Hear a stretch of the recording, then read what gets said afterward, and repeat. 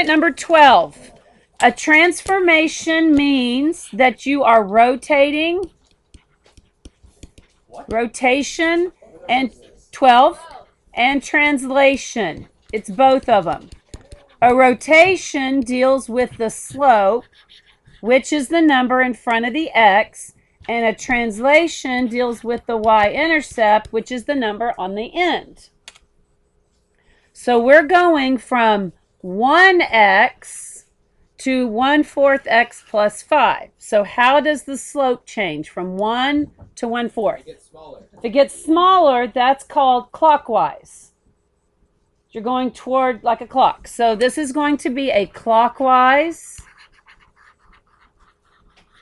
rotation. Now tell me about the y-intercept. Okay, 1x goes like this, 1/4 x is like this. This is 1, this is 1/4. It goes like a clock. Okay, then the y-intercept, what am I doing from 0 to 5? Increasing it by 5. So that's a translation. Which way? Up 5. Any questions? Okay. Now we're doing 13. We're trying to figure out which lines are perpendicular. Well, y equal 8 has a 0 slope, because I know that, because it's a horizontal line. Y equal 1/2 x minus 5 has a 1/2 slope. Oh yeah, and then the last one too. X equal 4 is undefined slope, and this slope is -2. I don't have to solve or anything. I know that. I can tell what that slope is because it's in point slope form. Okay, so which two are perpendicular? These two are perpendicular, aren't they? Okay, and the second, these two are perpendicular. Because for perpendicular, that's the symbol for perpendicular, by the way. It has to be opposite and what else? Reciprocal. Remember how we said? Switch it, flip it. Switch the sign, flip the fraction. So y equal 8 and x equal 4 are perpendicular, and then 1/2 x minus 5, and then this last one is perpendicular. Okay, to find out if 3, 2 is the solution, this is x, this is y. So I'm just going to take the y and put it in place of y. So I'm going to put a 2 right here. 2 is greater than 4 times x. What's x? 3 plus 2. Is that true? Is 2 greater than 12 plus 2? 14. So that would be a no. Wait, so for that we would just put no? And then You would just put no. I mean, my proof is this right here. Okay, is 15 direct variation? No. Well, direct variation means divide y by the x. So I'm going to do y by the x. 27 divided by -9. -3. 3 divided by -1. -3. -30 divided by 10. -3. So this is yes. And what's the equation? Y equals -3x. Okay, this says write in slope-intercept form. But they gave me 2 points. So I don't have a slope and an intercept. So what form do I have to go to first? Point slope. That one, that's what you're saying, point slope. So, oh, I guess I need a slope first, huh? Yep, I got to find a slope. So 7 minus 9 on top, 9 minus 2 on bottom. So 7 minus 9 is -2. 9 minus 2 is 7. Oh, joy. That looks great. So now I get to pick one of my 2 points. Which one do you like better? 2, 9. Okay, so y minus the 9 equals -2/7 x minus 2. Now I need to distribute. Y minus 9 is -2/7 x plus 2 times 2 is 4/7. I think it's positive because it's a negative times a negative. Now, you have a calculator sitting right there, and you can use that if you want to add your fractions together. I'm going to add 9 to each side. So in my calculator, I would do 4 divided by 7 plus 9. And I'm going to get y equals negative 2. That was a fraction with the 7 at the same time. 7th x. See if you get 67 sevenths. Yup. 67 sevenths. 17 is a problem from your last test. You got to break it into two parts. You know in English how it's like the word and is a compound and you like can draw a line and it's two ideas?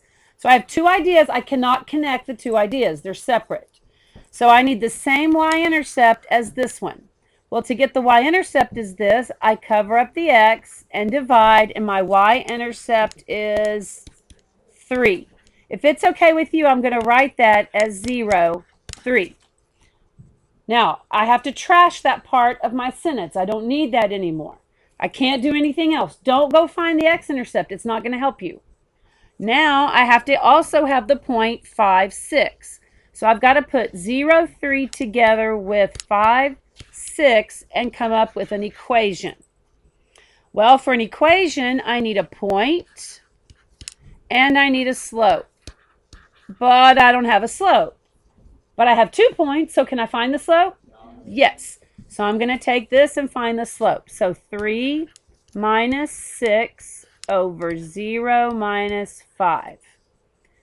3 minus 6 is negative 3 over... What? Oh, okay, so negative over negative is a positive. So my slope is 3 over 5. My point, well, I can cheat or not. I can use the 5, 6 with that point and do the whole little thing. Is there an easier way? I can use the y-intercept. Look, they gave me the y-intercept. So I know the answer is going to be negative 3/5 x plus what? 3. I'm done. I don't have to do anything else. Now, if I did the point slope form and plugged it all in. Oh, thank you. 3/5 x plus 3. Oh, I thought that was a negative. I'll just circle the equation. If I did the whole point slope form, you get the same answer, I promise. Feel free to take your time to do that. All right, 18. Slope-intercept form. What do I have to do first? Point slope. So y minus 4 equals negative 3, x minus 1. Y minus 4 equals negative 3x plus 3 because a negative times a negative is a positive. What do I do with the minus 4? Add 4, so it's negative 3x plus 7. That was an easy one. All right, now we're on 19. We're gonna translate algebra on this problem. We're translating. What does slope-intercept form mean to you? Y equals mx plus b. Okay, what's the word parallel mean? Equal. Same slope. So I have to be parallel to 8. So what is the slope? 8. So I'm going to write down m equals 8. So remember, the parallel slope is the same slope. The point I'm going to use is 2, 3. Okay, it's the same thing we've done the last 5 problems. So y minus 3 equals 8, x minus 2. If you're good at this part, this should be really easy for you. If you're not good, you're going to get some extra practice. And what's the last step? Add 3. So y equals 8x, not 19, minus 13. So let's look at it. Check yourself. Is this line parallel to 8x plus 3? Yes, they both have a slope of 8. Yeah, but you had to make up a new equation that goes through that particular point. Okay, number 20. Write an equation in slope-intercept form. That's mx plus b. Perpendicular to 9x minus 5. Okay, so what's the slope of that line right there? The real slope. The real slope is 9, right? So what's the perpendicular slope? You got to switch it, and then you got to flip it. So it's negative 1/9.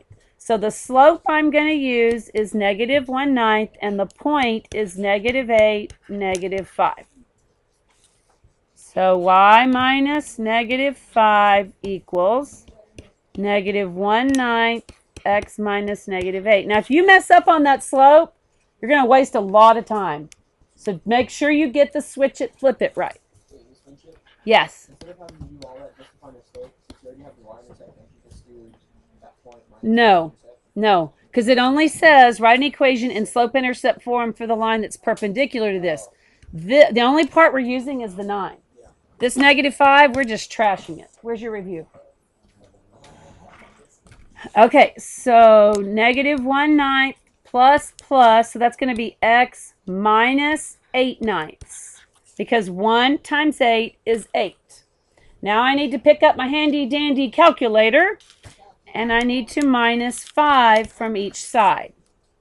So y equals negative 1/9 x. So in your calculator you're doing negative 8 divided by 9 minus 5. And you should get a not very pretty fraction. Yeah. So it's minus 53 over 9.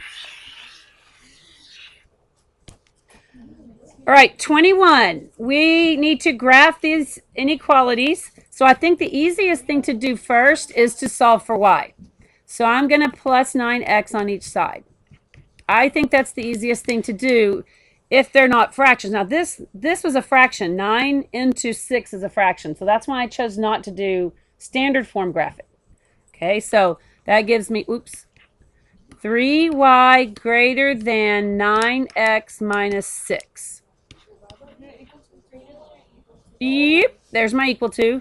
Divide by 3. So y is greater than 3x minus 2. Oh my gosh, what's my deal? 3x minus 2 equal to. So go down to negative 2. Up 3 over 1. And then we're going to go up 3 which way? Got it. To the right one. Up 3 to the right one. Dotted or solid line? Solid. No, solid line. Okay, now shading is the only new part. It says greater than. Greater than, I have to shade above the line. So if I draw arrows like that pointing up, the only side I can shade is that side.